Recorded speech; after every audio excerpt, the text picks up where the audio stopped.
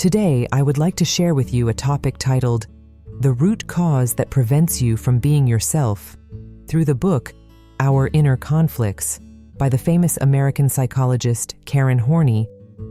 The author once said, "Inner conflicts will permeate and characterize personality like the spread of a malignant tumor and ultimately destroy a person."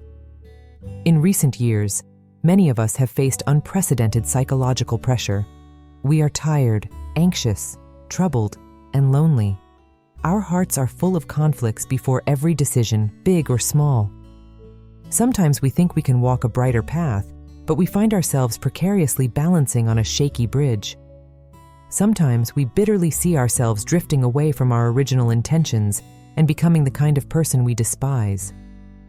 We often ask ourselves, why do I have to act like this? Is life forcing me? Or am I idealizing everything? Why do we have to suppress expressing ourselves? Why do we have to repress our true feelings? Why does it hurt so much when we part ways? Why can we be polite to strangers but lose our temper with our loved ones? And why do some people always reject the kindness of others? So what is happening inside us? What is controlling or driving our thoughts and actions? There are many people and books teaching us how to overcome suffering and live happily. But we still keep asking what the root cause of unhappiness is. Is there an invisible imprisonment of the soul? Can we overcome it, escape it, and live a truly light, peaceful, joyful, and free life within ourselves? Questions like these prompted me to seek and share a classic psychological work with everyone, and that is the book Our Inner Conflicts, written by the American psychologist Karen Horney. I hope it will be truly useful to you. Now let's listen to today's share. Introduction to the author and the book. First, let me introduce a little about the author. She was a German-American psychologist and psychiatrist, a pioneer of social psychology. Her achievements in psychology have garnered worldwide attention, and she is one of the most important psychoanalytic thinkers of the 20th century. The famous psychologist Maslow once said that Horney was one of the founders of humanistic psychology, and her theories made indelible contributions to the development of modern psychology. Karen Horney wrote extensively throughout her life, and one of her masterpieces in psychology, the book Our Inner Conflicts, which I am about to share today, is a book that helps ordinary people achieve self-help and psychological healing. Reading this book, you will understand that conflicts exist everywhere in this world, and within ourselves, we also have countless conflicts. But depending on the tendencies and needs of each person's character, we choose different ways to face them. However, instead of solving the real problem, many people develop defensive strategies, most of which further immerse themselves in anxiety and suffering. In this book, the author analyzes the troubles that different personalities face, provides solutions for conflicts, teaches us how to face internal disorientation, and live a life with a stronger, freer heart. Identifying and facing inner conflicts. We suffer because we haven't identified the inner conflicts within ourselves. Unlike animals whose behaviors are determined by instincts, humans have the freedom to choose and then make decisions. This is a privilege, but also a burden because, in the face of every choice, we have many competing desires within us. These can be two completely opposite opinions. If you look back, you will see that there are too many conflicts within you and that life is full of contradictions everywhere. You may know a friend who wants to escape loneliness but doesn't dare to talk to the opposite sex. Or you don't like someone but still want to get along with them. You want to be alone but also want to have many friends around. You think you should keep common views with everyone but still want to express your own disagreement. You want to be with your loved ones, but for many reasons like time and distance, you are always limited. Between these two internal value systems, you are torn and stuck in a dilemma. Inner conflict here is understood as two or more motives, goals, desires in different directions or even opposites, existing simultaneously in the same individual consciousness. We must accept that conflict is an inevitable part of life. But what do we often do when faced with these conflicts? Most people do not realize the conflicts within themselves, nor can they resolve them by making clear choices. Instead, we choose to go with the flow, compromising with ourselves unknowingly.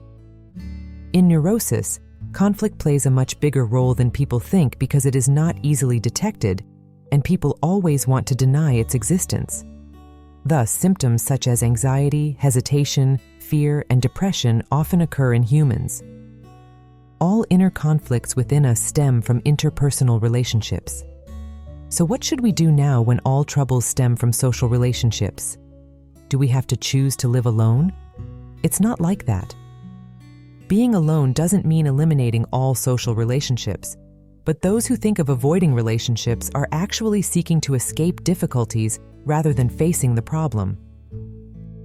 Although conflict greatly affects us, the author says don't worry, conflict is a normal state. You can control it through scientific measures, and this is the purpose of the author writing this book. So, to identify inner conflicts and make clear decisions in life, you need to meet the following 4 conditions. First, be clear about your desires and feelings. For example, when you are hesitant to advance or continue a relationship, ask yourself whether you really like that person or just like the feeling of being loved or the state of living with someone beside you. When you strive to become a teacher, do you really like the profession of imparting knowledge? Or is it because being a teacher provides stable income and relatively ideal social status? Faced with every choice, ask similar questions to yourself to look back at yourself and know that you have such conflicts within your inner self. Life is all about choices, but the important thing is whether each choice is right, considering if you really want it deep down. And more importantly, you, both inside and outside, need to be united and consistent with each other. The second condition is to establish your own value system. We need to know that inner conflicts are largely related to a person's moral values and beliefs. Therefore, to understand inner conflicts and make decisions that do not hurt ourselves, we need to establish a value system that belongs to us, i.e., a value system that originates only from ourselves. It should not be received and influenced by others. If we do not build a value system for ourselves, our beliefs will not have a solid foundation and will be easily shaken. Suppose a person commits adultery. Will he continue to cheat or choose to stop when his inner self conflicts? Without his own value system, he will not be able to establish his own views on marriage and family responsibility. He will be easily influenced by others, be it friends, people he associates with, movies, or books he reads. Ultimately, he will tend to take adultery lightly, seeing it as a very ordinary matter. The third condition is that even if we can recognize inner conflicts, we must remain calm and courageous to choose one thing and let go of the other. You need to know that the reason why your heart is full of contradictions is often due to a lack of security and too many desires, but the world rarely has everything perfect. When we cannot have both, only by courageously letting go can we resolve conflicts and receive what is truly important and meaningful to ourselves. The final condition is not only to have the courage to explore and resolve inner conflicts correctly, but also to have the ability to accept risks, take responsibility for our decisions, and bear the corresponding consequences. You should not let yourself fall into a situation where you regret, feel tormented, and suffer for the rest of your life after making a choice. Truly, the courage to take action and bear the consequences is an inner strength that many people do not have. Being aware of experiencing inner conflicts can make us feel uncomfortable and painful, but only when we dare to face it and find solutions can we not easily be dominated by the outside world and truly steer the ship of our own lives. The book also mentions that normal people and people with neurosis will have different perceptions of conflict, but in my opinion, to some extent, normal people can also have neurosis without knowing it. The author states that normal people can perceive what inner conflict is, but those with neurosis are different. They often cannot find a way out because they do not recognize the basic tendencies that lead to conflict within them. Therefore, from this perspective, if we are not aware of our problems, we can also have neurotic symptoms and make wrong decisions, contrary to our conscience and inherent kindness. To truly solve the problem, you need to recognize the inner conflicts hidden beneath the surface. Because we are deeply affected by our living environment and relationships, we always go against the person we want to become. Therefore, some inner conflicts can dominate our lives. To resolve these conflicts, we not only create idealized images by deceiving ourselves or others, but also develop a series of different defensive strategies based on different personality tendencies. But these strategies are just like avoiding, compensating in a vicious circle instead of solving the root conflicts, making us sink deeper into a worse path. 3 self-defense strategies that deepen the bad path. The personality tendencies that lead to the development of self-defense strategies and inner conflicts in people are varied. But the author has summarized them into 3 basic personality tendencies that lead to inner conflicts as follows. First, the people-pleasing personality group. People with this personality always need to be praised and loved by others. They present themselves as approachable, friendly, and sensitive to others' needs, quickly empathizing with them. For them, this is a valuable quality, but they often do not consider their true feelings, so when they do not receive reciprocal responses from others, they will feel sad and troubled. This is a prominent feature of people with this personality tendency. Additionally, these people are often weak, fragile, and like to rely on and need help from others. Therefore, they easily take others' comments to blame themselves. For the people-pleasing personality group, what they need most is a partner who can not only control them, help them judge right from wrong, but also meet their life expectations, including the extremely important need for a sense of security. Because of such desires, they automatically do things that create inner conflicts. For example, they may act discreetly to get along with others and avoid conflicts between the two sides, always in a state of peace at any price. Even when they see others are wrong, they can convince themselves to overlook and continue to trust. However, such behavior can be a means for them to suppress their true feelings. To show themselves as friendly, they may turn a blind eye or step back with those who take advantage of them. However, they may also hide the thought of wanting to exploit others in their hearts without wanting to be discovered.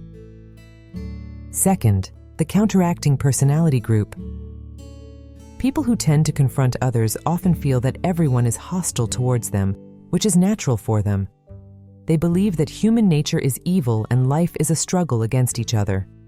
Even when they find that others are not as bad as they think, counteracting personalities will never admit their mistakes. Outwardly, they seem polite, straightforward, and friendly, but they are actually using a positive image to cover their counteractive attitude. They always try to appear gentle, fair, and reasonable to gain others' trust and approval. Sometimes they do good deeds, but on a deeper level, it is also to satisfy their personal interests. Ultimately, all efforts of counteracting personalities are to become stronger. Essentially, their primary need is to exploit and calculate whether others are truly useful to them, be it money, reputation, or relationships. Before becoming friends or cooperating with someone, they often think first about what benefits they will get from the relationship. Counteracting personalities always want to be warriors who conquer everyone, craving prestige, power, and social acceptance. They are also competitive, always maintaining the thought that they cannot lose and always trying to become the best master in a field. In debates, they will try their best to show themselves. Unlike people-pleasing personalities who take the blame, counteracting personalities will always find ways to blame others.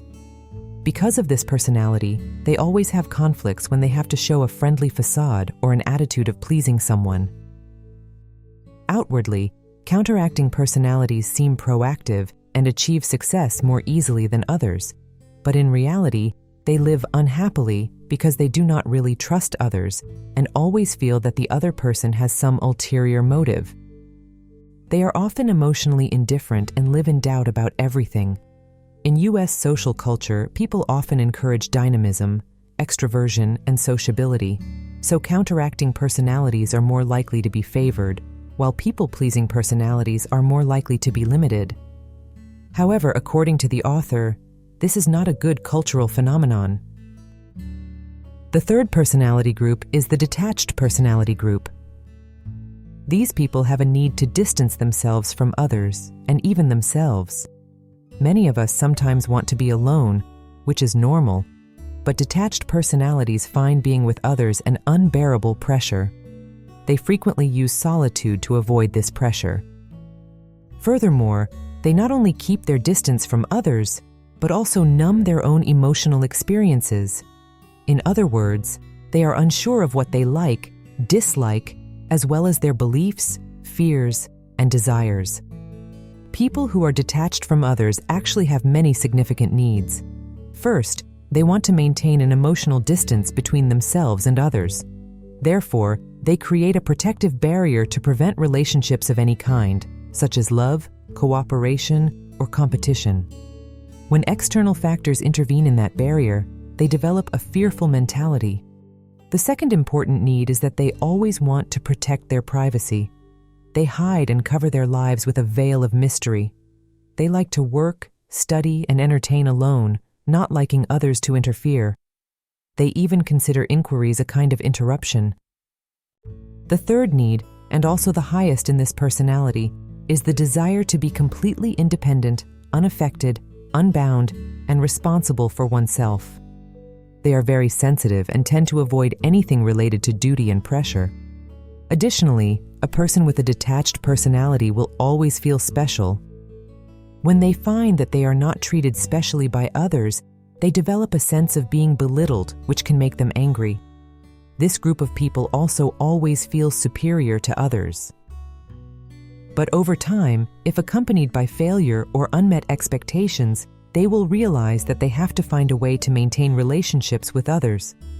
At this point, their inner self will be torn. These are the three basic personality groups. Of course, there are useful aspects within these personality groups.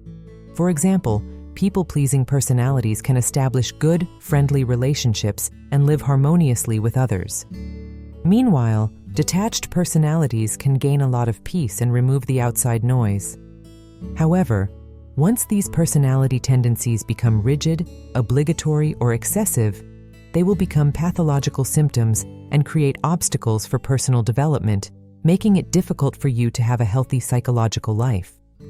How to resolve inner conflicts. So how do we resolve inner conflicts? In this book, the author points out the basic logic for changing the psychological conditions within the personality that lead to conflict. Only in this way can conflict be resolved at its root. First, it is to conduct self-analysis. You see, no matter what problems we encounter in life, analyzing and developing awareness is always the most important and key action. In the book, the author shares, "We can only hope to master ourselves if we are willing to endure pain.